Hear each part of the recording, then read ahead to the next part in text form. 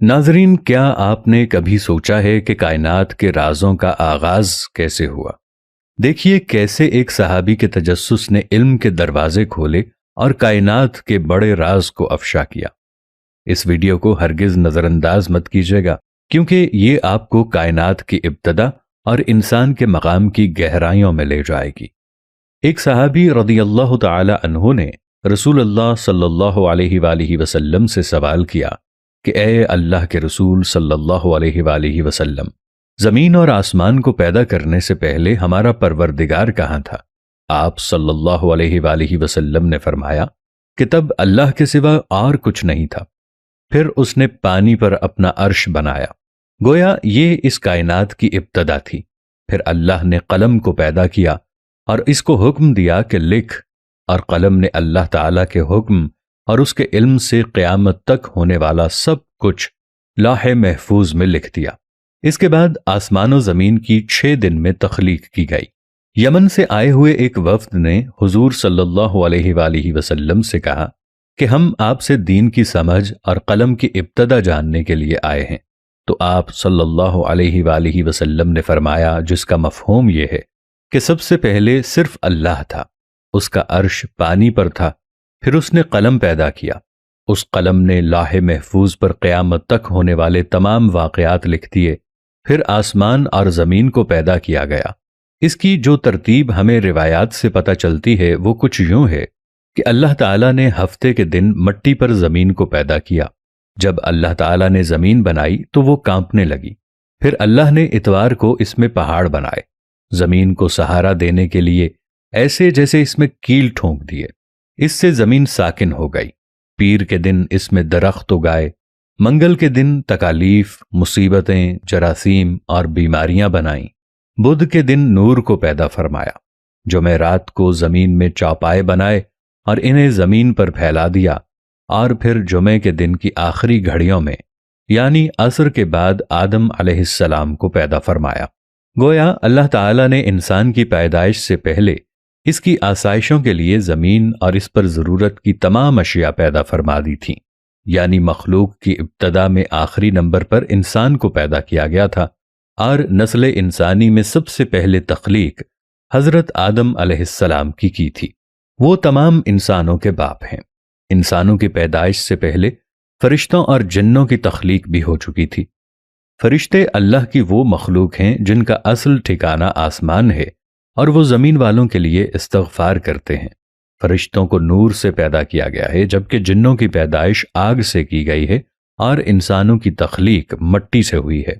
ابلیس جو کہ شیطان ہے، وہ فرشتوں میں سے نہیں بلکہ جنوں میں سے تھا، اور اس کی تخلیق بھی آگ سے کی گئی۔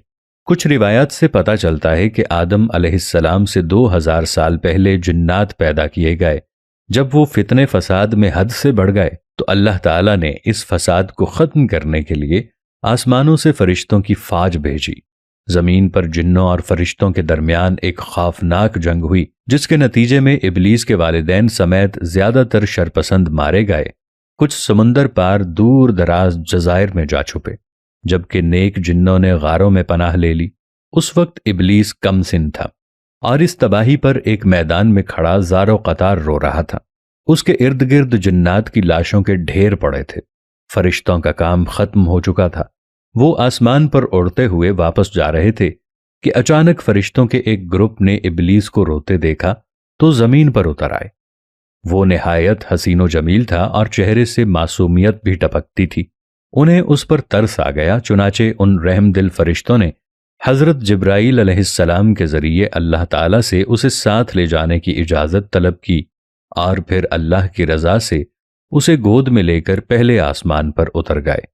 وہاں اس کی تعلیم و تربیت کا بہترین بندوبست کر دیا گیا۔ وہ بہت ذہین تھا اور محنتی بھی۔ اپنا تمام تر وقت عبادت و ریاضت میں گزارتا تھا۔ اپنے اتالیق فرشتوں سمیت سب سے بہت کم بات کرتا تھا۔ اکیلا ہی آسمان کی سیر کو نکل جاتا اور گھنٹوں قدرت الہی کو جاننے کی ناکام کوشش میں اپنا سر کھپاتا۔ وقت تیزی سے گزر رہا تھا۔ اس کے سرد رویے نے اسے فرشتوں میں مغرور مشہور کر دیا تھا، لیکن اسے اس کی فکر نہیں تھی۔ اس کا ہدف تو اللہ کا سب سے مقرب اور عبادت گزار بننا تھا۔ جس کے لیے وہ دن رات ریاضت و عبادت میں مصروف رہتا تھا، یہاں تک کہ ایک دن اللہ نے اسے دوسرے آسمان پر فائز فرما دیا، اور پھر گزرتے وقت کے ساتھ اپنی علمیت اور قابلیت کی بنا پر اسے اللہ کا قرب حاصل ہوتا چلا گیا۔ پہلے آسمان پر اسے عابد کہا جاتا تھا، دوسرے پر زاہد، تیسرے پر عارف، چوتھے پر ولی، پانچویں پر تقی، چھٹے پر خازن، اور ساتویں آسمان پر اسے عزازیل کے نام سے پکارا جاتا تھا۔ ایک دن وہ اپنے ساتھیوں کے ساتھ آسمان کی سیر کرتا ہوا اوپر پہنچا تو اسے پتا چلا کہ اللہ تعالیٰ ایک نئی مخلوق پیدا فرما رہے ہیں جس کے لیے دنیا کے ہر کونے سے مٹی لائی گئی ہے۔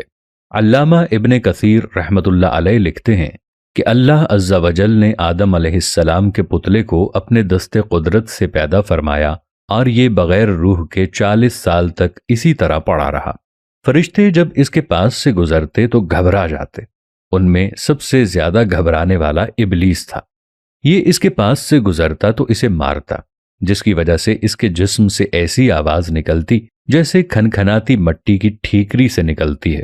ابلیس اس جسم کے منہ سے اندر داخل ہوا اور پیچھے سے نکل آیا، اور فرشتوں سے کہا کہ تم اس سے نہ ڈرو، یہ تو اندر سے خالی ہے، اگر میں اس پر مسلط ہو گیا تو اسے ہلاک کر ڈالوں گا۔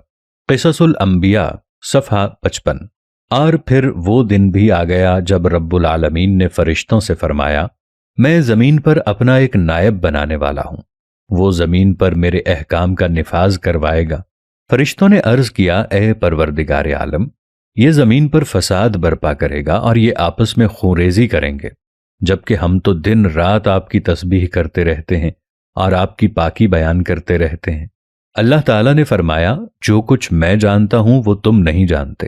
پھر اللہ تعالیٰ نے آدم علیہ السلام کو تمام چیزوں کے نام سکھا دیے اور انہیں فرشتوں کے سامنے پیش کرتے ہوئے فرمایا، اگر تم سچے ہو تو مجھے ان کے نام بتاؤ۔ انہوں نے کہا، تو پاک ہے، ہم تو اتنا ہی جانتے ہیں جتنا تو نے ہمیں بتایا ہے، بے شک تو بڑے علم و حکمت والا ہے۔ پھر اللہ نے فرمایا، اے آدم علیہ السلام، ان چیزوں کے نام بتا دو۔ پھر جب آدم علیہ السلام نے انہیں نام بتا دیے تو فرمایا، کیا میں نے تمہیں نہیں کہا تھا کہ میں آسمانوں اور زمین کی چھپی ہوئی چیزوں کو جانتا ہوں، اور جو تم ظاہر کرتے ہو اور جو تم چھپاتے ہو اسے بھی جانتا ہوں۔ پھر فرشتوں کو حکم دیا کہ آدم علیہ السلام کو سجدہ کرو، انہوں نے سجدہ کیا مگر ابلیس نے انکار کر دیا۔ سورۃ البقرہ آیت 30 تا 34۔ ابلیس کے تکبر، اس کی رعونیت اور بڑائی نے اسے سجدے سے روکے رکھا۔ اللہ تعالیٰ نے فرمایا، تجھے سجدہ کرنے سے کس چیز نے منع کیا ہے جبکہ میں نے تجھے حکم دیا؟ وہ بولا، میں اس سے بہتر ہوں کہ تو نے مجھے آگ سے بنایا اور اسے مٹی سے بنایا ہے۔ سورۃ الاعراف آیت 12۔ میں ایسا نہیں کہ اس انسان کو سجدہ کروں جسے تو نے سڑے ہوئے کھنکھناتے گارے سے پیدا کیا ہے۔ اللہ نے فرمایا، اب تو یہاں سے نکل جا کیونکہ تو مردود ہو گیا ہے اور قیامت تک تجھ پر میری پھٹکار ہے۔ شیطان نے کہا، اے میرے رب، مجھے روز محشر تک کی مہلت دے دے۔ فرمایا، جا، میں نے تجھے معین وقت تک کے لیے مہلت دی۔ پھر شیطان نے کہا، مجھے تیری عزت کی قسم، میں ان سب کو یقیناً بہکاؤں گا۔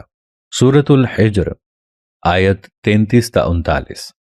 میں ان پر حملہ کروں گا، ان کے آگے سے بھی اور پیچھے سے بھی، ان کے دائیں سے بھی بائیں سے بھی، اور آپ ان میں سے اکثر کو شکر گزار نہیں پائیں گے۔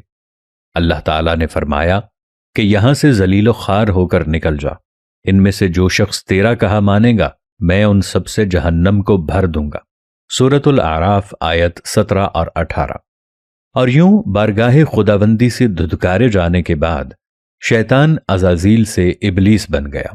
اپنے غرور و تکبر اور رونت کی بنا پر اس کی ہزاروں سال کی عبادت و ریاضت ضائع ہو گئی اور اسے عرش سے فرش پر پٹخ دیا گیا۔